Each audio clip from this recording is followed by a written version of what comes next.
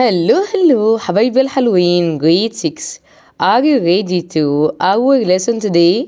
جاهزين يا حلوين lesson النهاردة؟ طبعا النهاردة هنكمل مع بعض lesson 4 عندنا بعنوان conductors and insulators. conductors and insulators. طبعا كنا جبنا سيرة كلمة conductors دي قبل كده في lesson 3 واتكلمنا برضو عن insulators وقلنا ان conductors يعني materials electric current flows through easily، يعني الماتيريالز اللي بينتقل فيها الالكترونات والتيار الكهربي بسهولة.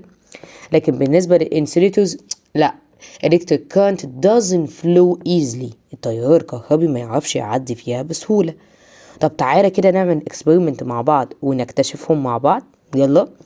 قال لي بص احنا هنعمل مع بعض سيركت كده كاملة متكاملة، يعني عندها فيها لامب. خلاص.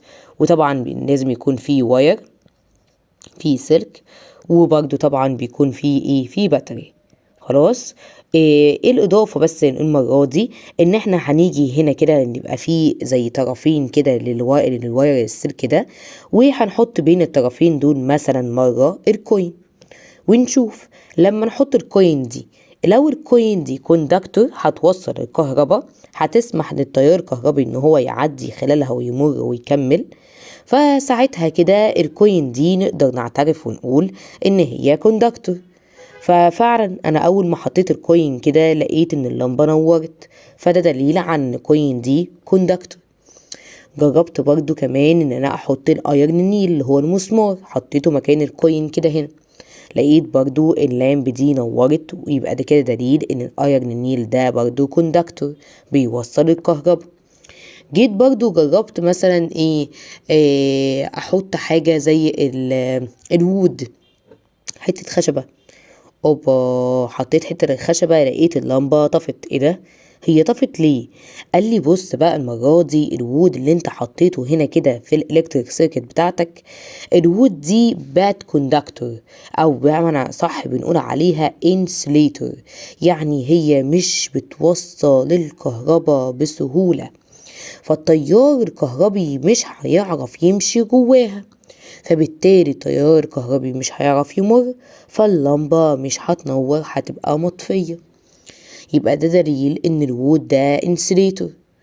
طب وعندنا مثلا لو جينا شلنا حتة الوود دي وحطينا بدلها كبر اللي هو النحاس، عارفه الكبر، لا هلاقيه اللمبة تنور. طب نورت ليه المرة دي؟ علشان الكبر دي جود كوندكتور، كوندكتور بتوصل الكهرباء، فبالتالي اللمبة هتنور تمام مفيش مشكلة. طب لو جيت بدل الكبر دي شلتها وحطيت جلاس، زجاجة، جلاس كوندكتور؟ هتقولي لا نوت كوندكتور. يبقى كده هنحط حتة جلاس كده هلاقي ان اللمبة ما تنورش. ما نورتيش ليه؟ هتقولك عشان الجلاس دي انسليتور، يعني doesn't flow easily، electric current doesn't flow easily، التيار الكهربي مش هيعرف يعدي فيها بسهولة، فبالتالي يجي الالكتريك كده يمشي في الواير، يجي الجلاس يقابله ما يعرفش يعدي، فبالتالي التيار ما يعرفش يكمل، فاللمبة هتبقى مطفية. طب نجرب بدل الجلاس نحط الستيل اللي احنا قلنا عليه زيه زي الايرن كده، الستيل حطيته هنا في الالكتريك سيركت، ايه اللي حصل؟ نورت؟ قالك برضو نورت. ليه بقى؟ علشان الستيل دي تبقى واحدة من ضمن الميتالز، فهي بتبقى كوندكتور يعني بتوصل الكهرباء. يبقى انا كده فهمت حاجة وقدرت اربط معلومتين ببعض. اللمبة بتنور ده معناه ان التيار الكهربي بيمر، وطالما التيار الكهربي بيمر يبقى المادة اللي انا استخدمتها دي بتكون كوندكتور. واللمبة لما بتنورش معناها ان التيار الكهربي ممرش وما مشيش في التيار في الدايرة الكهربائية، يبقى ده معناه ان المادة اللي انا استخدمتها كانت انسليتور. فهنا في الاكسبيرمنت بتاعتنا بقى دي ما استخدمناش كل المواد اللي انا قلت لك عليها دي، استخدمنا يعني كده كام ماتيريال كده. بص كده بيقول لي ايه؟ بيقول لي ان احنا لما جينا استخدمنا بيقول لي اللايت اللي هي اللامب لايتس when the coin ألمونيوم فويل or paper clips. احنا حطينا الكوين مرة، حطينا الألمونيوم فويل مرة، والبيبر كليبس مرة. طبعا انت عارف ان كل دول made of made of metals صح ولا لأ؟ والميتالز دي اللي هي good conductor electricity بتوصل الكهرباء. فطالما هي ميتالز محطوطة في الالكتريك سيركت فطبعا هتوصل التيار الكهربي، فاللمبة ايه؟ هتنور. لكن امتى اللمبة ما تنورش؟ لو انا حطيت الماتيريالز دي كانت انسليتور. زي مين مثلا؟ قال لي زي رابر، او نقول عليها ريسر، بيس اوف وود، بيس اوف كلوز، كل الحاجات دي بتبقى انسليتورز. فبالتالي هتلاقي اللامب doesn't light، يعني مش هتنور بسبب ان الالكتريك سيركت دي الالكتريك كارنت doesn't flow in the electric circuit، مفيش تيار كهربي مر في الدايرة الكهربائية.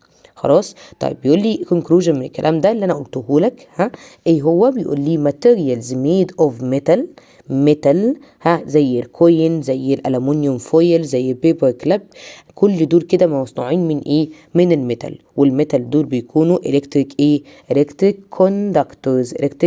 conductors يعني بيوصلوا الكهرباء. قال لي which conduct enough electricity for the lamp to light، يعني بتوصل تيار كهربي او كهرباء كفاية لللمبة، فاللمبة بتنور. يبقى اللمبة نورت في 3 حالات: لما حطيت الكوين، او حطيت الالومنيوم فويل، او حطيت البيبر كلاب، علشان دول كده good conductor of electricity بيوصلوا الكهرباء، فاللمبة نورت عشان الكهرباء مشيت جوه السلك ووصلت اللمبة وخلتها تنور.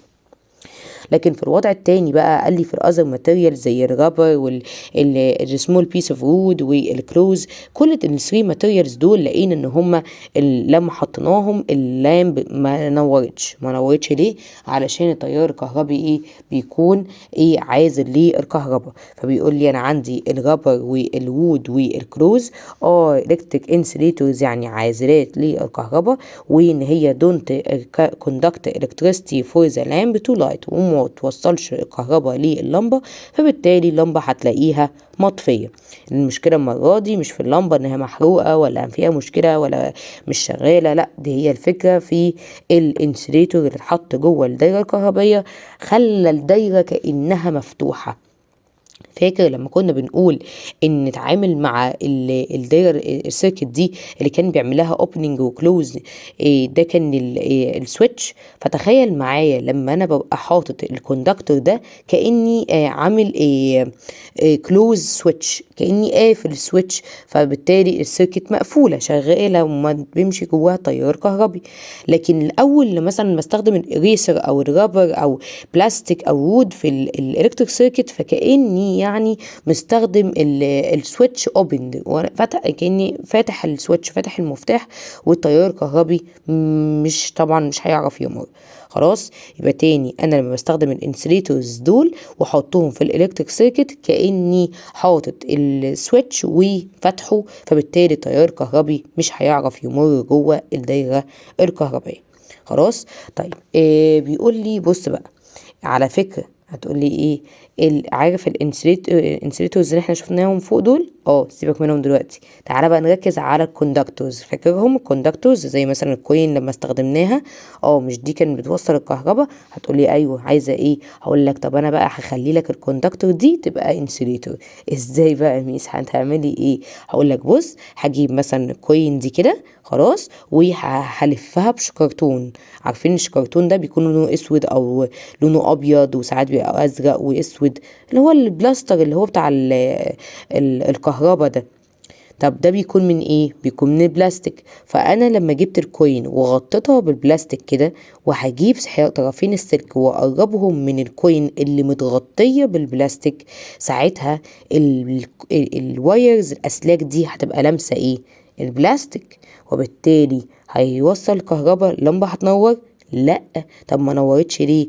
قال لي علشان انت لما غطيتيها بالبلاستيك ولمستي الطرفين السلك دول لمستيهم بالبلاستيك، والبلاستيك اتفقنا مع بعض ان هما انسليتورز، يعني عازلات، يعني مش بيوصل الكهرباء، صح ولا لا؟ دي نفس فكرة السلك بتاعنا. احنا عندنا السلك بيكون حتة النحاسة جوه وحواليها البلاستيك من بره، صح ولا لا؟ يبقى التليفون في الشاحن ولا اي جهاز كهربي في الشاحن او في الفيشة يعني، وامسك السلك من بره ما تكهربش، طب ازاي؟ المفروض الكهرباء ماشيه جوه اهي في الكبر، ما انت قلت اهو الكهرباء ماشيه في الكبر من جوه، لكن انت لما انت ماسك ايه؟ ماسك البلاستيك من بره، صح ولا لا؟ لكن بقى لا قدر الله لو البلاستيك ده مثلا مقطوع والجزء الكبر اللي ماشي فيه الكهرباء ده ان عريان باين، فاول ما تلمس الكبر ده طبعا وهو في الفيشه طبعا هتتكهرب. خلاص، يبقى احنا ليه قدرنا عرفنا ازاي نحمي نفسنا من الكفر ده؟ ان احنا خليناه كفرد ب انسليتور، غطيناه بانسليتور عشان الكهرباء دي اللي ماشيه جوه السلك ما توصلناش، ان احنا عزلنا نفسنا عنها بان احنا غطيناها بانسليتور سواء بقى كان بلاستيك او رابر. يبقى تاني بيقول لي if you wrap one of the previous electric conductors، يعني لو انا غطيت او انا لفيت حاجة من الالكتريك كوندكتور اللي اتفقنا عليهم فوق زي الكوين مثلا الكتريكال تاب ده اللي انا بقولك عليه زي الشكرتون اللي انتوا عارفينه ده بتاع الكهرباء ده، which is made of plastic and insert it again in the electric circuit. يبقى انا جبت الكوين دي لفتها بالشكرتون زي ما اتفقت معاك، طبعا الشكرتون ده بيكون من البلاستيك يعني، وحطيتها تاني الكوين الملفوفة بالشكرتون دي حطيتها تاني في الالكتريك سيركت. يا ترى ايه اللي هيحصل؟ the lamp in the circuit will not light because electric current can't flow through the plastic. يعني ايه؟ يعني بيقول لي ان اللامب دي مش هتنور اللي في الالكتريك سيركت. طب ليه يا ترى؟ قال لي اهو بص التفسير بتاعه because the electric current can't flow through the plastic، يعني التيار الكهربي مش هيعرف يمر في البلاستيك. هتقول لي فين البلاستيك ده؟ مش هفكرك، هقول لك مش احنا خدنا الكوين ده ولفيناه بالشكرتون والشكرتون ده مش هو بلاستيك؟ ولما جينا حطينا الحتين السلكة اللي احنا موصلينها بالكوين دي حطيناها على البلاستيك، فاهمني؟ فطبعا كده ايه الواير بقى متصل بالبلاستيك اللي هو الانسليتور، فطبعا التيار الكهربي معرفش يمر في البلاستيك، وقف، فهيبقى كده اللمبة ايه؟ هتبقى مطفية. فبيقول لي فعلا electric wire are wrapped in plastic which is an insulator to prevent electricity from moving from the metal wire into our hands. بيقول لي بقى الفكرة اللي احنا عملناها دي ان احنا يبقى عندنا حاجة بتوصل للكهرباء، طب ازاي نخليها تمشي فيها الكهرباء ونحمي نفسنا منها في نفس الوقت؟ ان احنا نخليها isolated، نخليها معزولة. ازاي تكون معزولة؟ اهو ده مثلا حته النحاسه اللي ماشي جواها الكهرباء وحواليها بيكون في جزء من البلاستيك كفر ليها علشان يحمينا من ايه؟ من الكهرباء اللي جوه دي، وطبعا احنا ما يحصلناش الكتريك شوك اللي هي الصاعقه الكهربيه والعياذ بالله. طبعا دي ممكن تسبب الدس الموت، خد بالك ما نبقاش متهزر ولا فيها اي هزار، الكهرباء دي وحشه قوي. خلاص، فلازم ناخد بالنا ونكون حريصين جدا واحنا بنتعامل معاه. اظن ليسون 4 كان سهل شوية عن ليسون 3. كمان التفاصيل فيه مش كتير، وعايزاك يعني تبقى واخد بالك كويس قوي من كل بوينت انا بقولك عليها، علشان هو على قد ما هو بسيط بس على فكرة يعني في اجزاء مهمة جدا لازم تبقى واخد بالك منها عشان تبقى فاهمها كويس. خلاص، كده نكون خلصنا ليسون 4، ليسون صغير ولذيذ. اتمنى يكون وصل لك بشكل سهل ومبسط يعني، وان شاء الله اشوفك على خير في الليسون اللي جاي، باي باي.